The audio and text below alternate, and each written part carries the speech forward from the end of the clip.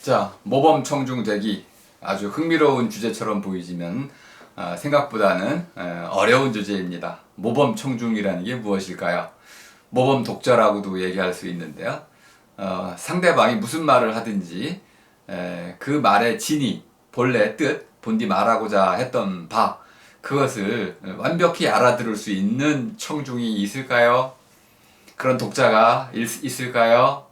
없겠죠. 다 미끄러지고 오해하고 자기 식대로 다 수용할 텐데 가정을 한다는 겁니다.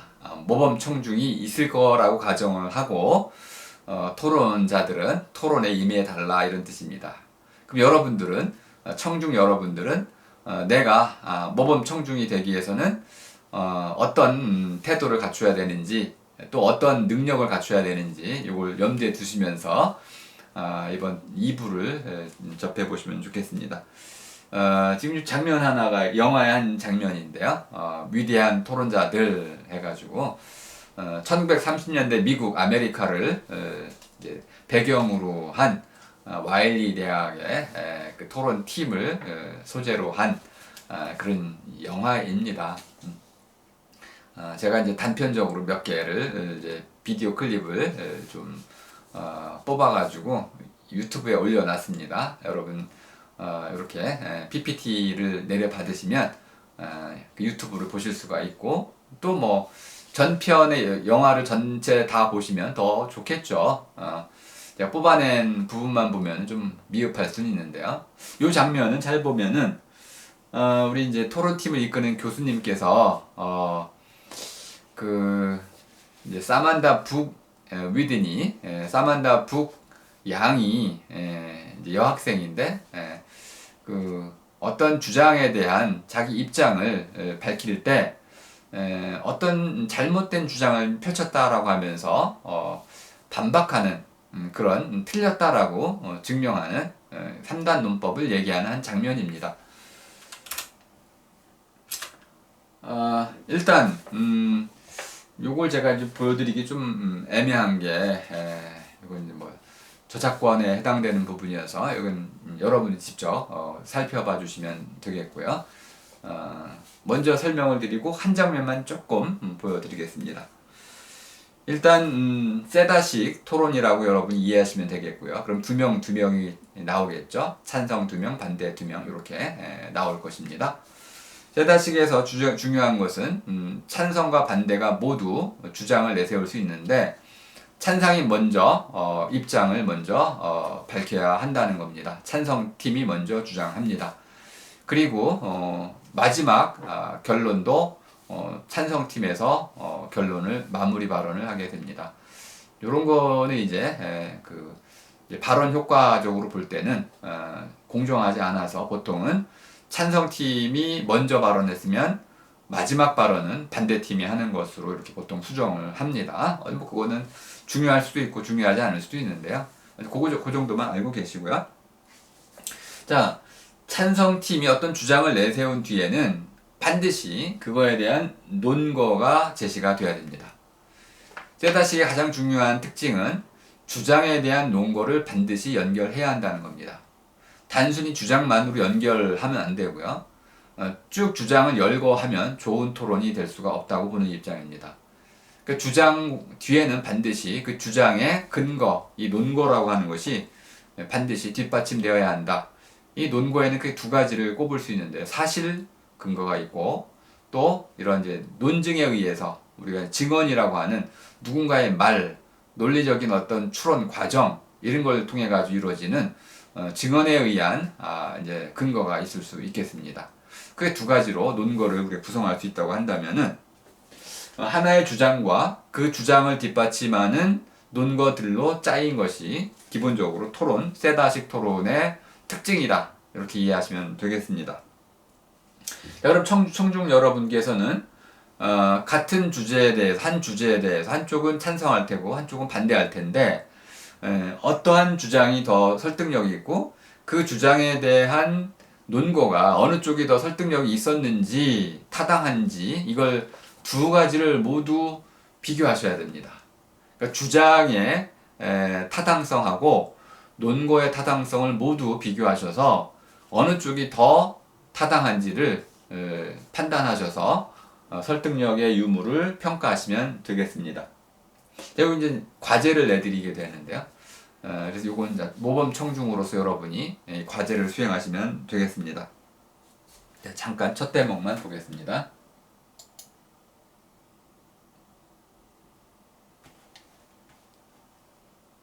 Stand up. Stand up. On the debating team, ever.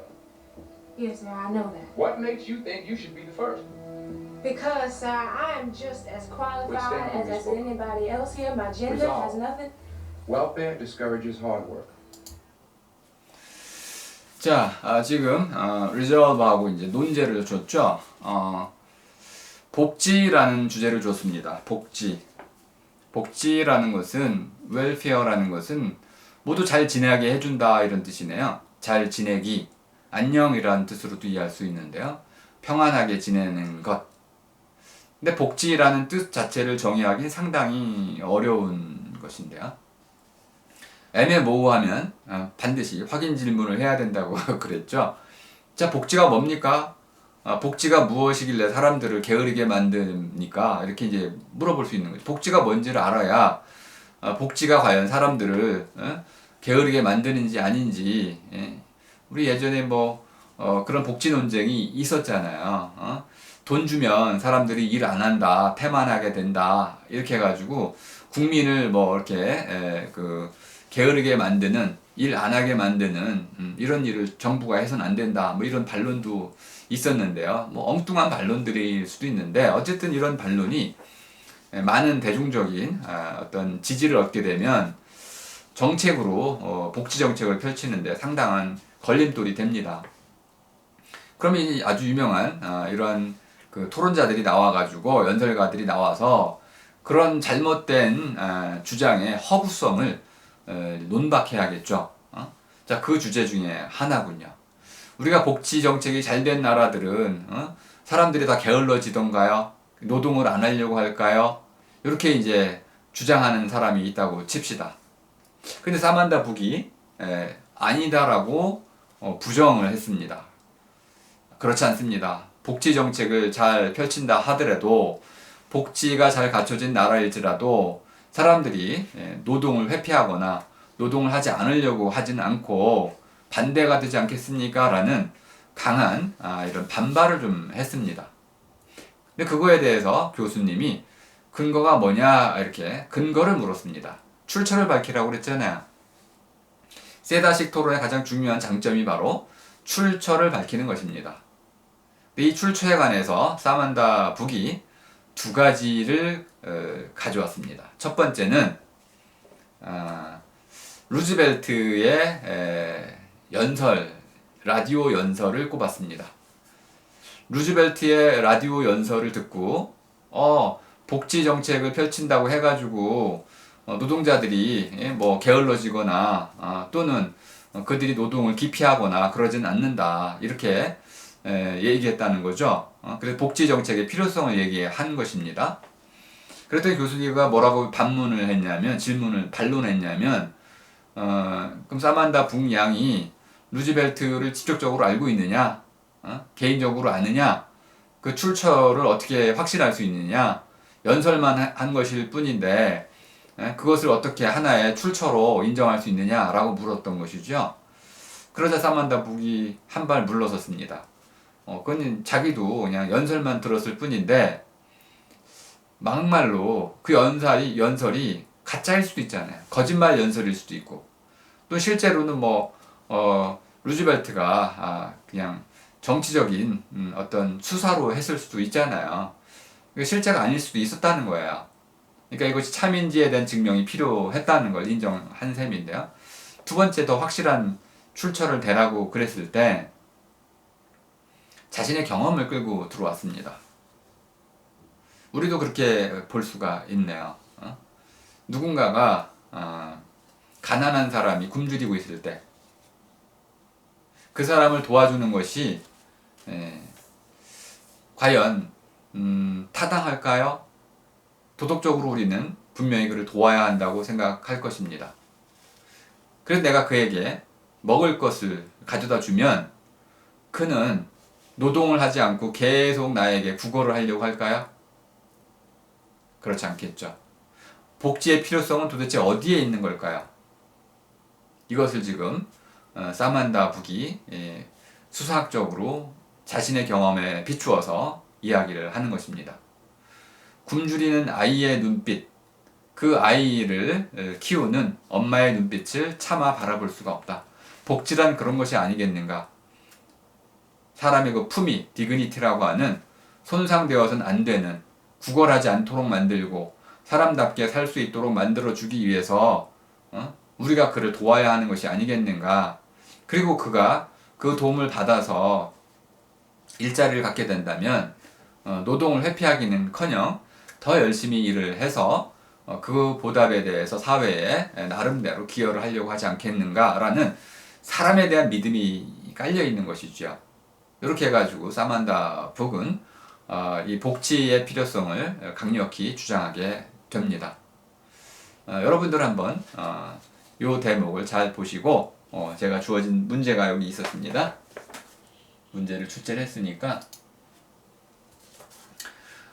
이 사만다 북이 자신의 대답에서 사용한 출처, 이것들이 두 가지 있었는데 그 출처가 과연 타당한지 이것을 한번 검토해 보시기 바라고요.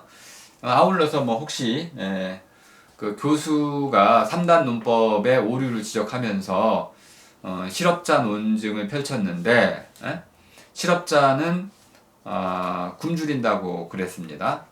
그런데 누군가가 실업자이지만은 그는 실업자이면서 굶주리지 않아요.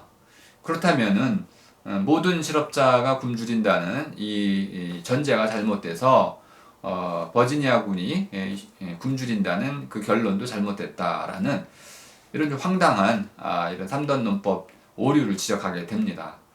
이때는 우리가 이제 3단 논법도 강한 3단 논법이 있고 약한 3단 논법이 있기 때문에 상식에 근거해서 또는 통계에 근거해서 이렇게 예를 들어 실업자는 가족 전체가 얼만큼 굶주린지를 우리가 통계로 알아볼 수가 있기 때문에 사실 문제로 볼 때는 3단 논법으로 적용할 수 없는 부분들이 많이 있는데 이런 것들을 무리하게 논증의 차원으로만 이제 봤다는 거, 이런 오류가 또 교수에게 있었던 것이죠. 교육을 위해서 이렇게 몰아간 것인데요.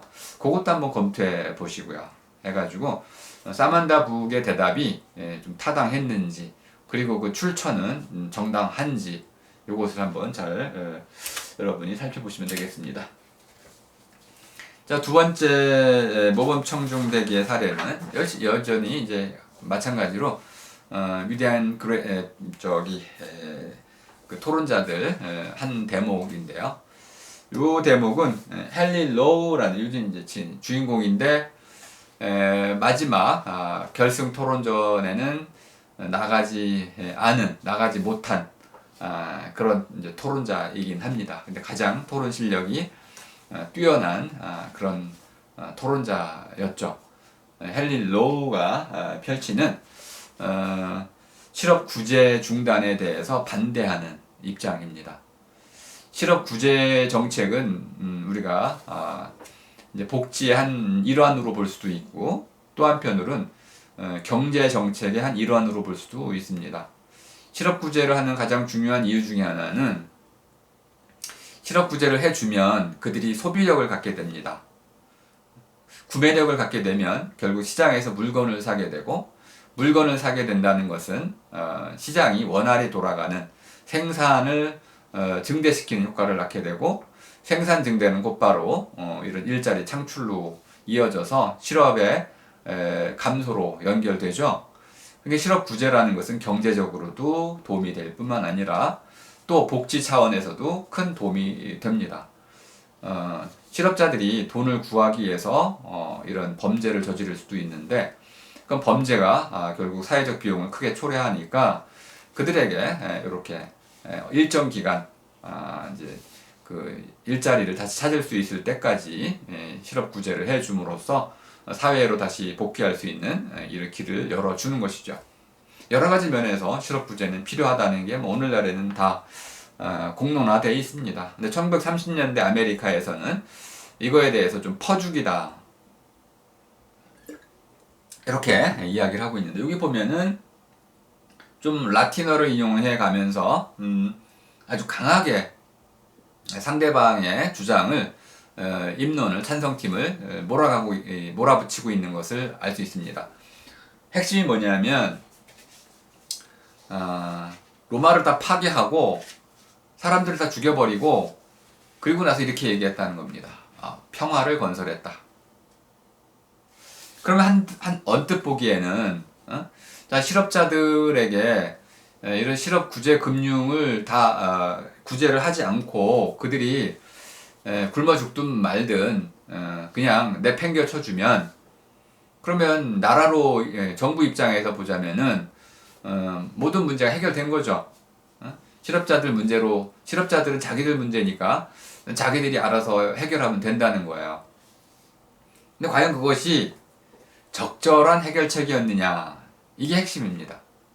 정부가 실업자 문제를 해결하기 위해서 자, 실업 문제는 개인의 책임입니다라고 개인의 책임으로 돌리고 정부가 그것이 관여하지 않는 것이 과연 적절한 실업 정책인지, 아니면 적극적으로 이렇게 실업자를 구제함으로써 아까 말씀드린 그런 여러 가지 사회적인 비용을 줄여가고 개인적으로는 그들의 삶을 행복하게 만들어주는 이런 두 가지 일석이조의 이런 효과를 내는 것이 정부로서는 좀 더 적절한 해결책인지, 이것을 검토하는 문제입니다. 과연 여러분들 생각에는 이건 좀 답이 좀 쉬울 수 있긴 한데요. 제가 요 문제는 좀 다르게 제출을 좀 했습니다. 문제가 너무 간단하잖아요. 그 많은 사람들이 한 30% 이상이 그 실업 상태에 빠져 있는데 그들을 구제해서는 안 된다고 말하면 야유를 받겠죠. 근데 그들이 대부분이 누구였냐면 흑인들이었어요. 근데 지금 이 토론은 흑인 대 흑인 대학생들이 펼치는 토론이고 대부분이 흑인 청중 앞에서 펼쳐진 토론입니다. 그러니까 청중에 대한 고려를 못한 것이죠. 흑인 청중 앞에서는 흑인 청중의 동의를 받을 수 있는 내용들을 잘 뽑아와야 될 것입니다. 흑인 청중이 설득되지 않는다면 토론을 할 필요가 없는 겁니다. 그렇다면은 이 찬성 반대팀이 과연 흑인들을 청중으로 한 토론에서 과연 와일리 팀 주장이 훨씬 호소력이 컸었는데 그 호소력이 큰 이유가 무엇인지 그것을 토론이라는 낱말의 뜻매김하고 토론의 목적, 청중을 설득한다는 이 목적과 관련해 가지고 평가를 해보자는 겁니다. 만약 여러분이 흑인이라고 생각하시고 저 두 팀의 토론을 다시 한번 자세히 들어보시면 과연 우리가 이 토론을 제대로 알아들을 수 있을 것인지 고민하게 됩니다. 한 대목만 좀 보여드리겠습니다. I bring to you our first affirmative to the population of the United States on. Once, a Roman general brought peace to a rebellious province by killing all its citizens. Even his fellow Romans were shocked. One of the 자, 제가 말씀드린 그 대목이 나오는 장면인데요. 평화는 누구나 갈망하는 것입니다. 복지도 행복도 모든 사람이 갈망하는 것이죠. 근데 그것을 이루는 적절한 방법이 있다고 우리는 믿고 있습니다. 평화는 평화적인 방법으로 이루는 것이 가장 좋습니다. 물론 무력으로 평화를 쟁취할 때도 있습니다. 전쟁을 통해서.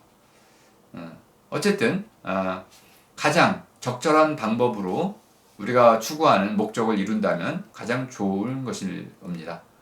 이것을 지금 문제 삼고 있는 겁니다. 문제를 해소할 것이냐, 문제를 가장 적절한 방법으로 해결할 것이냐. 근데 그 문제를 안고 살아가는 사람들이 주로 흑인이라고 했을 때 그 흑인들 앞에서 그 문제는 당신들 문제이니 당신들이 알아서 해결하시오라는 것보다는 흑인 청중에게 그들을 공감하면서 그 공감의 바탕 위에서 이러한 실업 구제 정책이 펼쳐져야 된다라고 진정한 평화, 진정한 행복, 진정한 정책을 호소하는 그러한 토론팀이 과연 더 설득력이 있는 토론을 했을 것인지 이걸 평가해 보시라는 거고요. 두 번째는 좀 쉽죠. 자, 이제 마지막 문제로 한번 가보겠습니다. 클라이막스, 하이라이트 뭐라고 해도 좋습니다. 대미를 장식하는 그 마지막 결승전 장면입니다. 여러 차례를 봐도 아주 뭉클한 대목인데요. 과연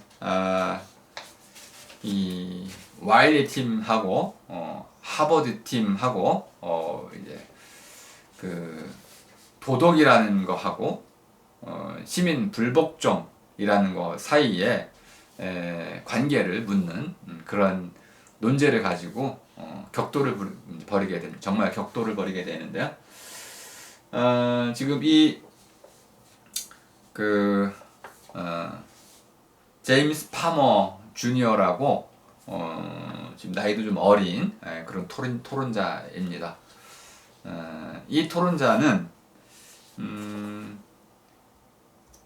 마지막 부분에서 상당히 청중들의 반응을 의식하면서 깊은 고민에 빠지게 돼요. 그리고 나서 한마디를 내뱉게 됩니다. In Texas. 이렇게. 텍사스에서는 이라는 말을 in이란 말을 붙임으로써 텍사스라는 지명을 불러들임으로써 토론을 완전히 반전시키게 됩니다. 그 대목은 여러분이 직접 확인해 보시고요. 이 토론의 핵심은 무엇이냐면 도덕이 무엇입니까를 묻는 것입니다. 모랄, 도덕이라는 것의 뜻매김을 가지고 토론이 시작이 됩니다. 도덕을 여러분들은 어떻게 생각하시나요? 이렇게 청중에게 묻는 것이죠. 실제 논제는 시민 불복종이라는 것이 시민 불복종, 시민들이 어떤 특정한 법률에 대해서 차별적인 법률에 대해서 뭐 간디, 마하트마 간디가 많이 떠올리실 테죠, 그죠? 이런 우리도 한일 그 이제 만세 운동, 3.1 만세 운동 이런 것도 있었고요. 마틴 루터 킹 이런 시민 불복종 운동도 있었고요. 전 세계적으로 뭐 몇 이렇게 꼽을 수는 없지만은 아주 유명한 시민 불복종 운동이 펼쳐진 적이 있었습니다. 이런 시민 불복종이라는 것이 법을 어기는 것이잖아요. 현행법, 실정법을 지키지 않고 실정법이 잘못됐다는 것을 지적하면서 그 법을 지키지 않는 방식으로 일종의 불복종 운동을 펼치는 것인데 그것이 도덕적일 수 있느냐? 아니면 이 불법이기 때문에 그건 도덕적일 수 없다라고 말해야 되는 것이냐? 요걸 놓고 싸우는 겁니다. 여러분 생각을 먼저 정리해 보시죠. 도덕이라는 게 무엇일까요? 도덕은 한마디로 말하면 베푸는 것입니다. 도라는 것은 사람다움의 길이라는 뜻입니다. 사람이 사람답게 살아가야 할 길. 그 길을 가면 뭐 제가 아빠잖아요. 가장이라고도 할 수 있는데 뭐 우리 집 실제 가장은 뭐 집사람이 있겠지만 어쨌든 아빠로서 아빠 노릇 제대로 하면 사람다운 길을 가면 우리 아이들이 아빠를 통해서 많은 걸 받게 되잖아요. 제가 베푸는 셈이 되는 거죠. 사람이 사람답다는 것은 이렇게 베푼다는 거하고 똑같습니다. 교수가 열심히 강의하면 학생들이 많은 거 혜택을 입게 되잖아요. 근데 그것이 꼭 무슨 의무로서만 되는 건 아니잖아요. 의무로서만 하는 게 아니고 교수니까 사람다움이니까 사람답게 살려고 하다 보니까 그렇게 되는 거 아니겠어요? 여러분도 마찬가지죠. 딸로서 여러분이 딸로서의 딸다움을 하겠죠. 아빠가 뭐 좀 싫은 소리 해도 그것을 좀 나름대로 또 딸의 입장에서 잘 받아들이거나 또 받아들이기 힘든 거가 있다면은 좀 좋은 말로 아빠를 설득하려 하겠죠. 그러니까 사람다운 사람은 남에게도 좋고 자기에게도 좋은, 모두에게 좋은 길을 가게 된다는 걸 알 수 있습니다. 그게 바로 덕입니다.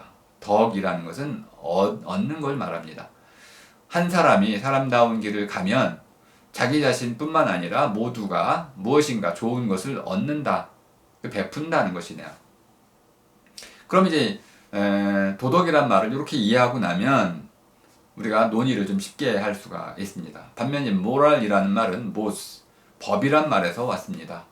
근데 이 법의 중요한 특징 중에 하나는 맨 앞에 올바른 법이란 말이 붙어 있어야 됩니다. 좋은 법, 올바른 법. 올바른 법, 좋은 법, 모두에게 좋은 법은 지켜야겠죠. 근데 모두에게 좋은 게 아니고 특수한 사람, 소수에게만 좋고 나머지에게 나쁘면 나머지가 그 법을 지킬 이유가 있나요? 요 싸움인 거예요. 어떤 사람이 자, 법을 만들어 놓고 지켜라 그랬는데 그 사람 빼고 모두가 나쁘면 그 법을 왜 우리가 지켜야 됩니까? 악법은 법이 아닌 거죠. 그때 말하는 법은 모두에게 좋은 법만이 법이다, 또는 올바른 법만이 법이다 라는 전제를 깔아놓은 것입니다. 실제 현실에서의 법은 그렇지는 않죠. 법에는 좋은 면도 있지만 피해보는 사람들도 분명히 있게 마련인 겁니다. 자, 이랬을 경우 시민 불복종 운동을 펼치면 누군가가 그 법이 부당합니다, 차별을 낳습니다, 혐오를 부추깁니다 이렇게 해가지고 그 법을 지키지 않겠다고 나서면 그것을 처벌해야 되는 걸까요? 아니면 법을 개정하는 게 맞을까요?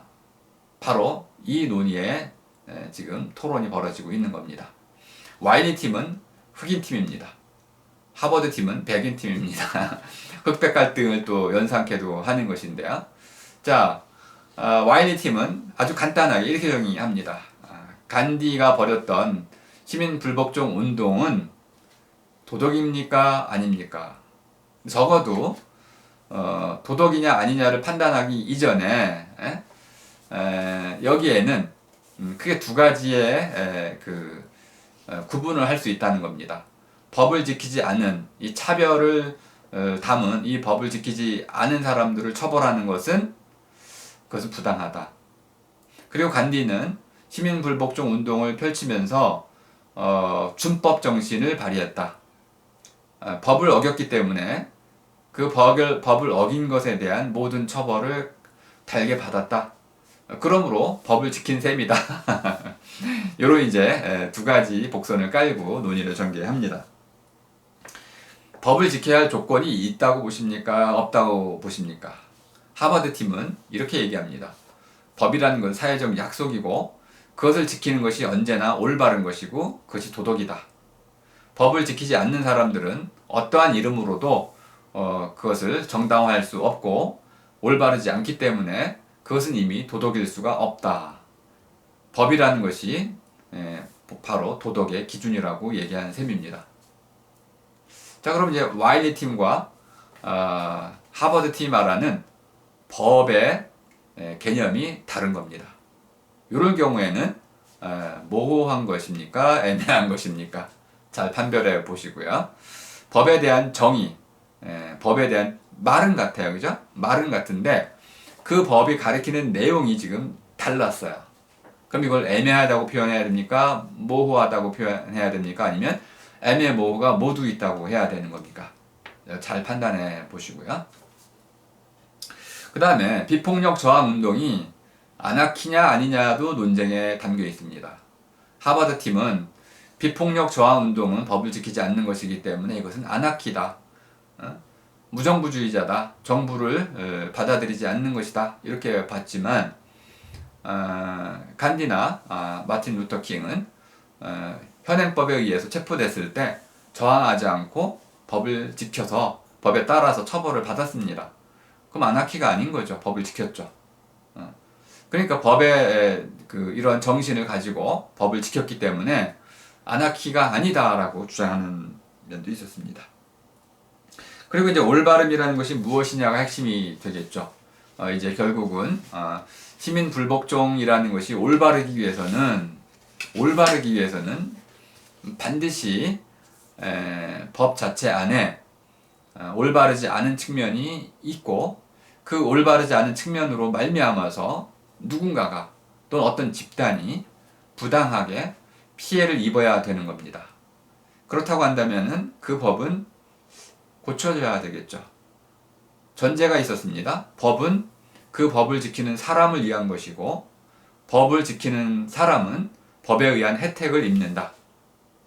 근데 그 법을 지키는 사람은 지켜주지도 못하고 또는 아예 어떤 경우에는 법이 작동하지 않을 때 그럴 때 법은 무슨 의미가 있는 것일까요?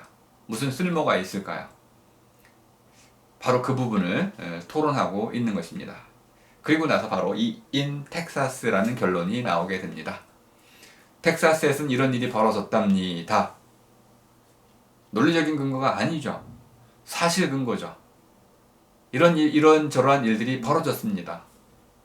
이럴 때 법은 무엇을 했나요? 이럴 때 법은 무슨 의미가 있나요? 이렇게 해가지고 자신의 개인적인 경험을 갖고 실제 현실에서 벌어진 그러한 법의 무용론 이것을 가지고 과연 시민 불복종이라는 것하고 이런 법을 지키지 않는 것하고 폭력을 행사하는 것 사이에 어떤 것이 더 우월한 것이고 어떤 것이 더 도덕적인 것이냐 이것을 되묻게 만드는 그런 토론입니다. 자, 세 번째 질문은 이렇게 나갑니다. 과제이기도 한데요. 와이니 팀과 하버드 팀의 그 결승전 토론을 모두 지켜보신 뒤에 어느 팀이 이겼다고 보시는지 그리고 이긴 팀은 무슨 근거로 어떤 이유 때문에 이겼다고 보시는지 좀 짓궂은가요? 이게 필요해서 그렇습니다. 나중에 우리 수업 토론 때 여러분들은 토론도 하셔야 되지만은 또 토론 심사위원이 되셔서 심사도 하셔야 되거든요. 그러니까 미리 어떻게 심사를 해야 될 것인지 이것도 한번 경험도 해 보실 겸 이렇게 한번 위대한 토론자들이란 영화를 통해서 우리 세다식 토론의 한 아주 물론 영화니까 현실과는 조금 달리 완벽한 모습으로 그려져 있지만은 그렇기 때문에 우리가 더 토론의 묘미에 빠져들 수 있습니다. 잘 정리하셔서 오늘은 이렇게 1부, 2부로만 구성된 강의를 했습니다. 과제가 좀 많았기 때문에 이렇게 오늘은 강의를 좀 줄이도록 하겠습니다. 자, 수고하셨습니다.